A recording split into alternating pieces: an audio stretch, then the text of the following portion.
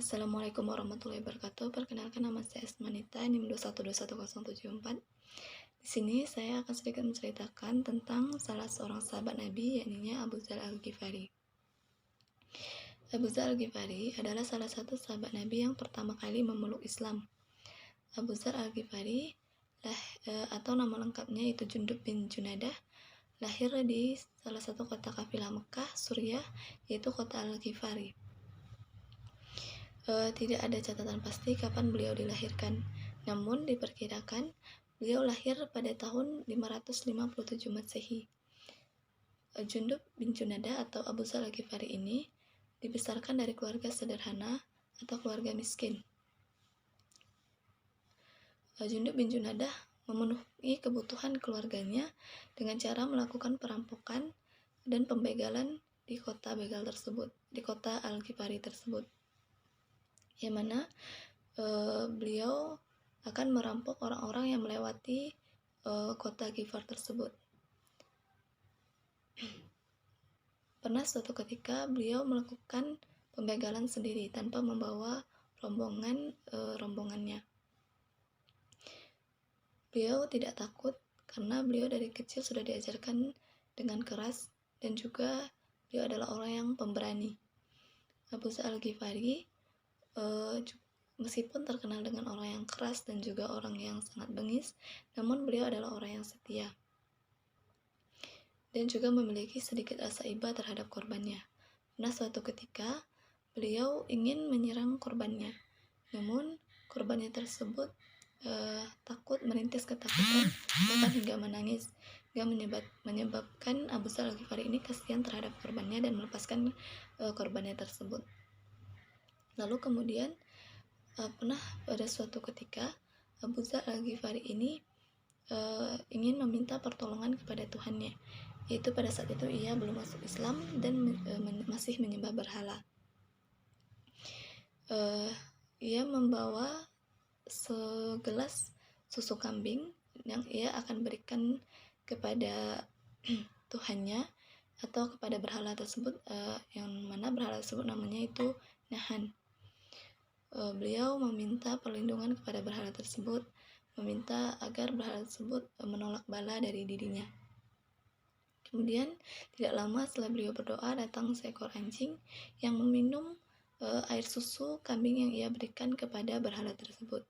Kemudian setelah setelah anjing tersebut kenyang, kemudian anjing tersebut membuang air kecil di berhala tersebut. Kemudian Abu Dzar Al-Ghifari ini berpikir, bagaimana bisa berhala ini atau Tuhan yang ia sembah pada masa itu menolak bala pada dirinya, pada Abu Dzar Al-Ghifari, sementara ia sendiri tak mampu melindungi dirinya dari bala. Hingga pada masa itu Abu Dzar Al-Ghifari berpikir tentang kebenaran. Penderitaan yang dihadapi oleh Abu Dzar Al-Ghifari ini banyak, hingga menyebabkan hal itu menjadi titik balik bagi Abu Dzar Al-Ghifari untuk mencari kebenaran yang sesungguhnya. Kemudian pada saat ia sedang memikirkan tentang kebenaran, ia mendengar tentang salah seorang nabi di kota Mekah. Abu Dzar Al-Ghifari ini penasaran, kemudian ia mengutus adiknya untuk mendatangi kota Mekah dan mencari informasi tentang nabi tersebut. Kemudian Abu Dzar Al-Ghifari ini kemudian adiknya datang kepada Abu Dzar Al-Ghifari tidak beberapa lama kemudian dan memberi informasi. Tapi Abu Dzar Al-Ghifari tidak puas dengan informasi yang diberikan oleh adiknya tersebut, sehingga Abu Dzar Al-Ghifari ini mencari sendiri informasi tentang nabi tersebut, nabi yang ada di kota Mekah itu. Kemudian Abu Dzar Al-Ghifari ini melakukan perjalanan ke kota Mekah lebih kurang 30 hari atau 1 bulan. Abu Dzar Al-Ghifari sama sekali tidak menyiapkan makanan apapun kecuali air zam-zam yang ia pegang. Kemudian setelah 30 hari beliau melakukan perjalanan, kemudian beliau sampai di kota Mekah. Di kota Mekah beliau bertemu dengan salah seorang sahabat Rasulullah, yakni Ali. saat bertemu Ali, beliau tidak menyampaikan apa maksud dan tujuannya mendatangi kota Mekah tersebut. Dan kemudian Ali membawa Abu Dzar Al-Ghifari itu untuk datang ke rumahnya dan menginap di rumahnya beberapa hari. Setelah beberapa hari, Abu Dzar Al-Ghifari ini tidak menemukan informasi. Kemudian ia bertanya kepada Ali tentang Nabi yang berada di kota Makkah tersebut. Kemudian Ali akhirnya membawa Abu Dzar Al-Ghifari ini ke rumah Rasulullah.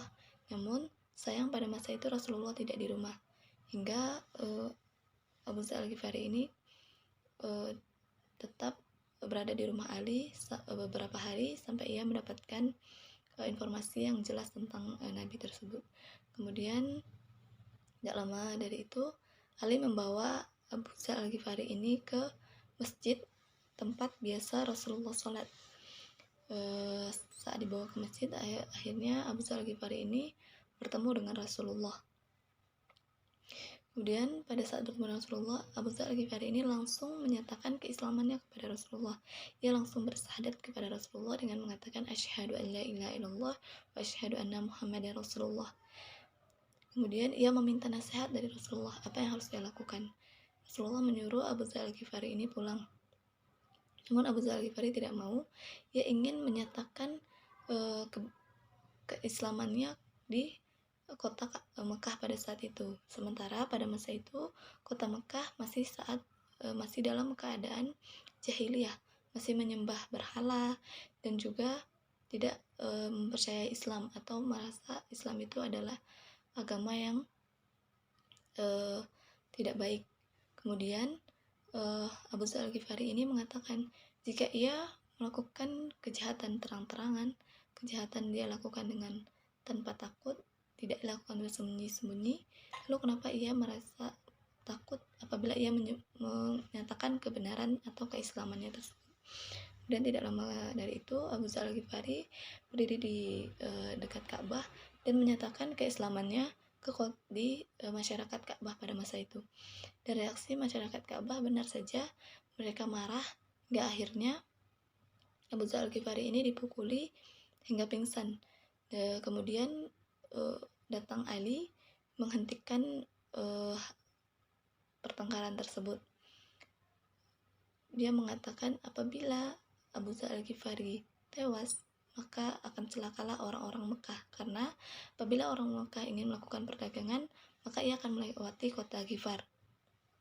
Sehingga orang-orang Mekah pada masa itu menghentikan pukulannya kepada Abu Dzar Al-Ghifari, dan Ali membawa Abu Dzar Al-Ghifari ke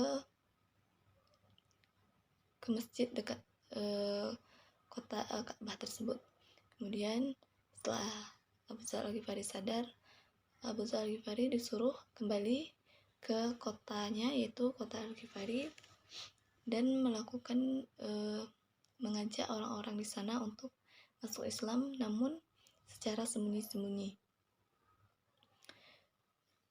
Kemudian setelah beberapa lama kemudian akhirnya orang-orang Al-Ghifari tersebut memeluk Islam dengan perjuangan dari Abu Dzar Al-Ghifari ini yang begitu luar biasa dan begitu sangat pemberani. Dari kisah Abu Dzar Al-Ghifari ini dapat kita mengambil inspirasi atau dapat menjadi inspirasi bagi kita bahwa Abu Dzar Al-Ghifari atau Jundub bin Junadah ini banyak berperan dalam peradaban Islam pada masa itu, yang mana Abu Dzar Al-Ghifari ini sangat mencintai atau menjaga orang-orang fakir miskin. Selama hidupnya Abu Dzar selalu membela hak-hak fakir miskin dan berjuang untuk melawan ketidakadilan bagi fakir miskin tersebut. Kemudian Abu Dzar Al-Ghifari ini juga merupakan orang yang hidup sangat sederhana. Karena kesederhanaannya beliau banyak menginspirasi orang-orang Mekah, orang-orang Islam pada masa itu. Saking sederhananya Abu Dzar Al-Ghifari ini, beliau tidak memiliki apapun kecuali yang harta apapun kecuali apa yang ia pakai. Ia merupakan salah satu orang yang sangat menolak hidup material atau hidup berfoya-foya, karena ia menganggap bahwa hidup material itu merupakan penyimpangan dari jalan yang benar dan menghindar dan merupakan hal yang akan membuat berat hisab kita di akhirat kelak. Lalu, apa kisah inspiratif yang dapat kita ambil dari Abu Dzar Al-Ghifari ini? Yang pertama, Abu Dzar Al-Ghifari ini menentang kekuasaan yang zalim. Beliau tidak suka dengan penguasa-penguasa yang zalim, yang menghakimi orang dan juga melakukan korupsi. Hingga beliau pernah hampir membegal atau memenggal kepala salah satu koruptor, namun karena ingat pesan dari Rasulullah, beliau tidak jadi memenggal kepala koruptor tersebut. Kemudian Abu Dzar Al-Ghifari adalah orang yang cinta dengan keadilan. Abu Dzar Al-Ghifari selalu berjuang untuk keadilan dan menolak penindasan. Salah satu kisah inspirasinya yaitu adalah menolak penerimaan gaji pemerintah di saat masyarakat yang memerlukan bantuan finansial. Lalu kemudian kesederhanaan beliau. Kesederhanaan dari Abu Dzar Al-Ghifari ini sangat menginspirasi kita teman-teman sekalian, bahwa hidup sederhana itu tidak selalu sulit. Hidup sederhana itu tidak selamanya menyusahkan kita. Dengan hidup sederhana, maka kita akan merasa tenang, karena tidak ada hal yang perlu kita khawatirkan. Kita tidak perlu khawatir kalau harta kita hilang, kita tidak perlu khawatir kalau harta kita diculik, karena kesederhanaan kita tersebut. Lalu apa yang dapat kita simpulkan dari kisah Abu Dzar Al-Ghifari ini? Abu Dzar Al-Ghifari ini merupakan sosok yang sangat menginspirasi banyak orang, karena dia menunjukkan ketegaran dalam menghadapi berbagai macam cobaan dan keberaniannya dalam menyampaikan kebenaran, dan juga dia memiliki kesederhanaan yang begitu luar biasa sehingga dapat menginspirasi banyak orang. Dari kisah Abu Dzar Al-Ghifari ini kita juga dapat memahami bahwa hidayah Allah itu tidak datang hanya kepada orang yang soleh saja, tapi hidayah Allah juga datang kepada hamba-hambanya yang bermaksiat, hamba-hambanya yang penuh dosa seperti kita ini teman-teman sekalian. Yang mana apabila kita ingin berubah, maka Allah akan berikan hidayahnya tersebut kepada kita semua. Mungkin sekian yang dapat saya sampaikan. Terkurang dan terlebih saya mohon maaf. Assalamualaikum warahmatullahi wabarakatuh.